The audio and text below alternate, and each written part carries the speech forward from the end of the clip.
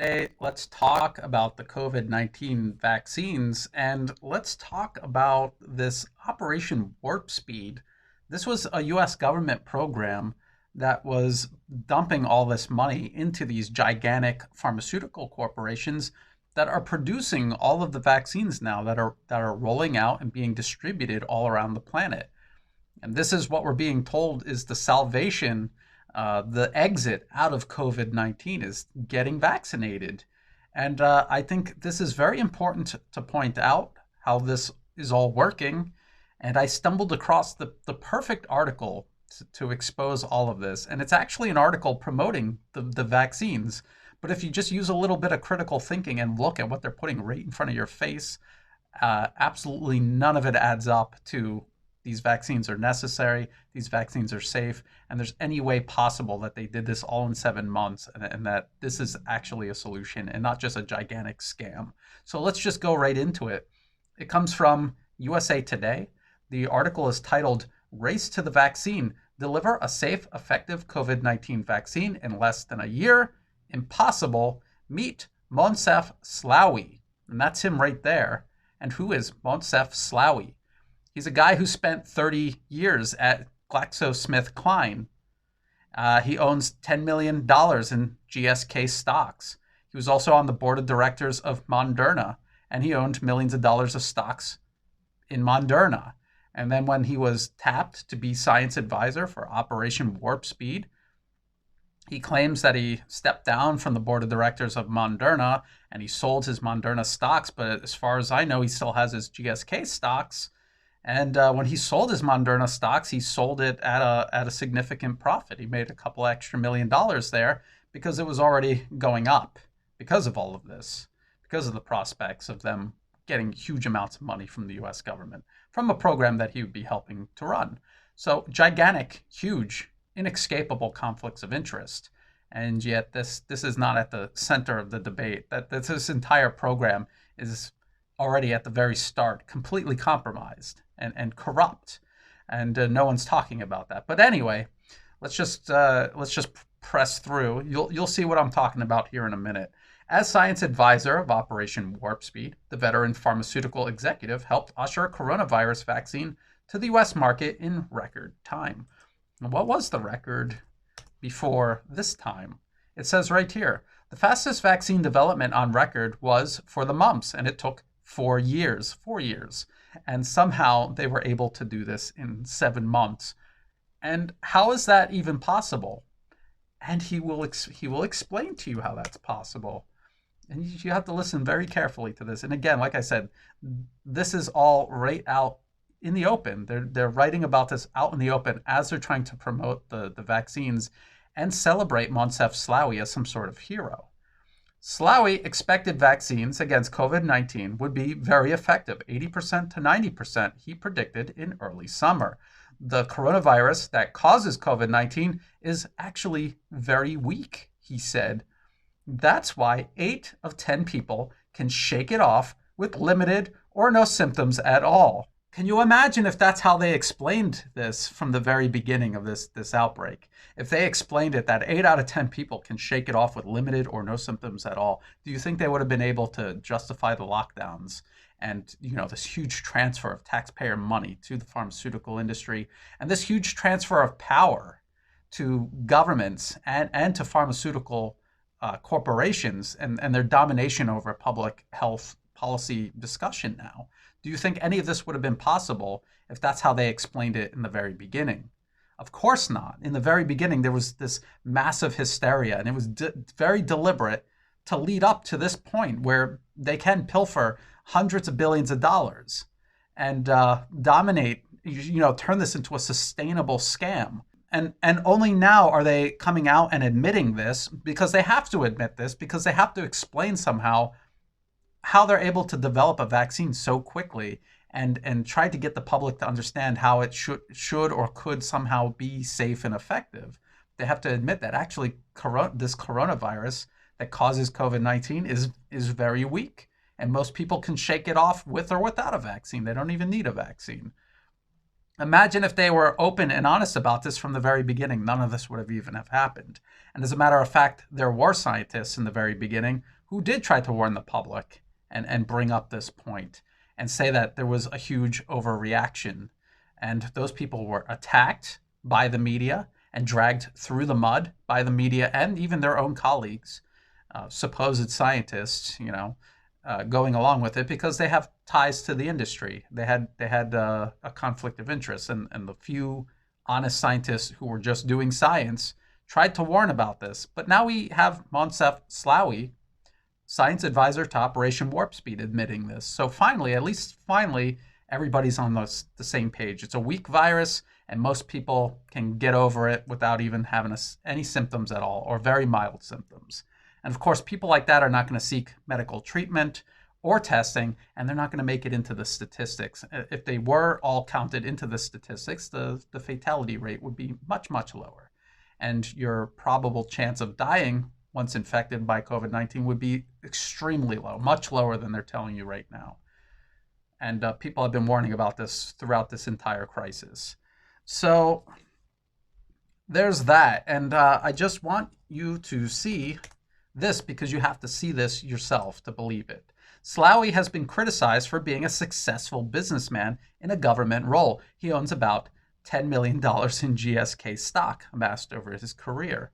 And then they talk about how he was on the Moderna board of directors and how he stepped down and how he missed out on a huge increase in value over the past 7 months because he sold his stocks in Moderna. But that's not actually true. He did profit off of that. He just didn't ride it all the way up to the top and then sell it.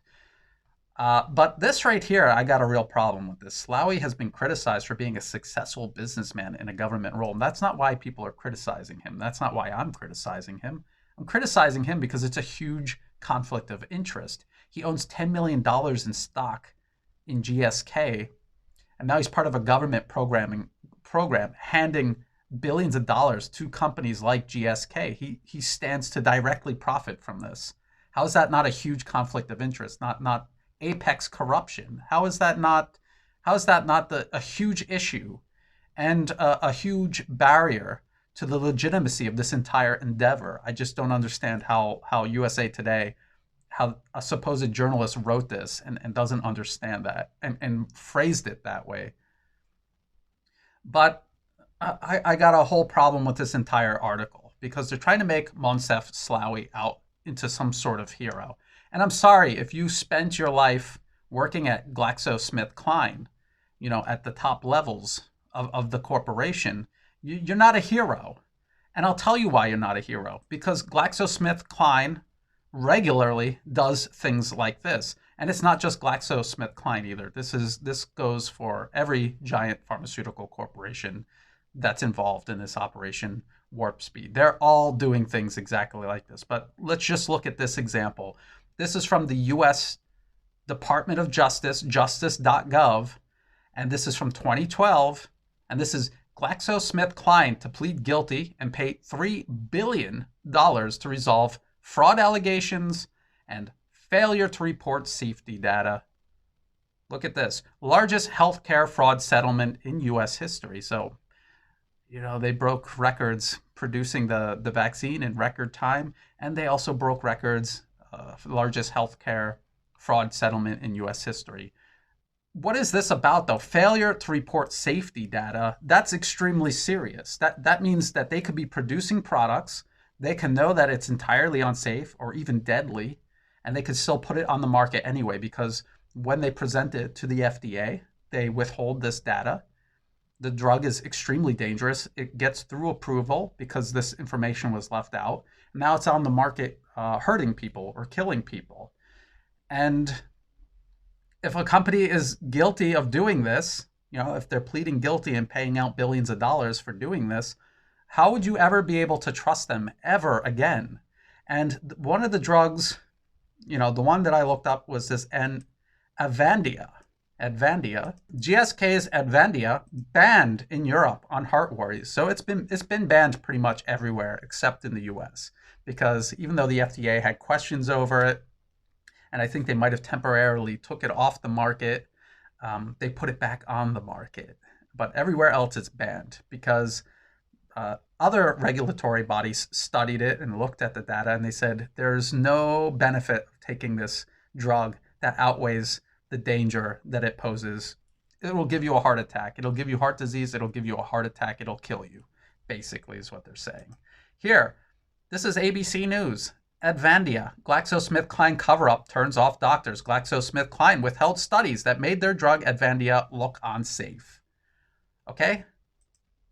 And I want to point out one more thing about this. $3 billion sounds like a lot, but Avandia alone on certain years would make about $3 billion a year.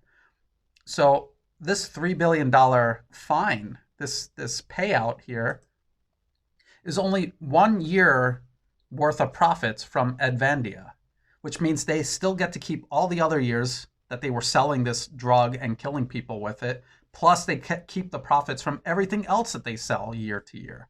So really, it's a slap on the wrist for them. It's a slap on the wrist, and for them, it's a cost of doing business. And, just the cost of getting caught, selling something that's dangerous, deadly, and, making huge profits off of it. They have to give up 1 year of those profits, and they get to keep everything else. So that's GlaxoSmithKline, that's the FDA, and that's also the US Department of Justice.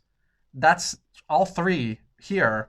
And then you come back and you look at Operation Warp Speed, and you think of how the other pharmaceutical companies involved, making COVID-19 vaccines like Pfizer, right now, they're under investigation over Zantac and an antacid medication that now they're finding out has a chemical in it that might be causing people cancer. That's what they're under investigation for right now as they're rolling out their vaccine, their COVID-19 vaccine. All of these companies are guilty of very similar things, and they do it over and over again, and they're allowed to stay in business. And then you have people like Moncef Slaoui, who was at GSK for 30 years, has $10 million of GSK stocks, and he's running Operation Warp Speed to hand his own company, hundreds of millions of dollars, over $1 billion, to develop a COVID-19 vaccine. And let me tell you something about Avandia. Went through the regulatory bodies, the approval process under normal conditions. It wasn't rushed. It wasn't rushed through. And it still went to market as a deadly, dangerous drug. And now we're not even doing that much for COVID-19. We rushed it through in just 7 months. And it's vaccines that are being produced by companies like GSK and Pfizer and AstraZeneca. And they're all guilty of doing things like this. And I've talked about it in other videos, and I've written about it. And I will put the link in the video description below. And I will give you a list of all the companies that were involved in Operation Warp Speed and all of their past impropriety. And then you can judge for yourself whether they're trustworthy or not. The bottom line here is that this is not a discussion about the science behind vaccination. This is a conversation about immensely corrupt pharmaceutical companies, hand in hand with the media, creating hysteria and holding hostage our return to normalcy as a society.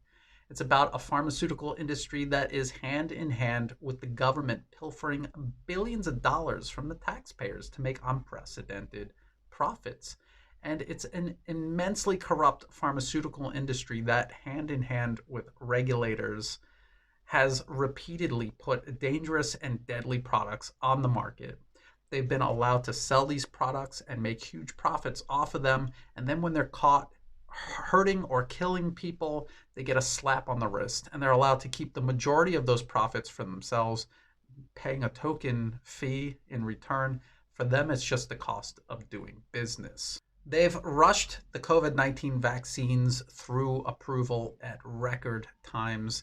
Not only are they most likely unsafe and ineffective, but as the head of Operation Warp Speed himself has admitted, they're probably not even necessary because most people can shake off COVID-19 with no trouble at all. Like with the war on terror, there are things being done now amidst this atmosphere of hysteria that are going to be very hard, if not impossible, to undo well into the foreseeable future. We need to speak up about this. We need to stand up to this. And for governments around the world who are being coerced to go along with this, we need to support them and pressure them into finding a viable exit strategy from this hysteria.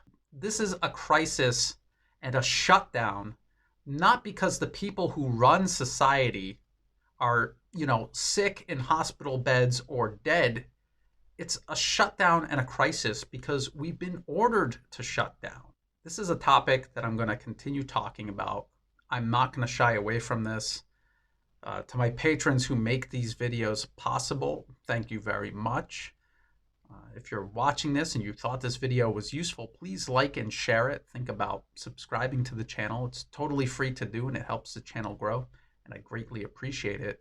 To everybody who's been helping me in every way, thank you so much. And as always, thank you for watching.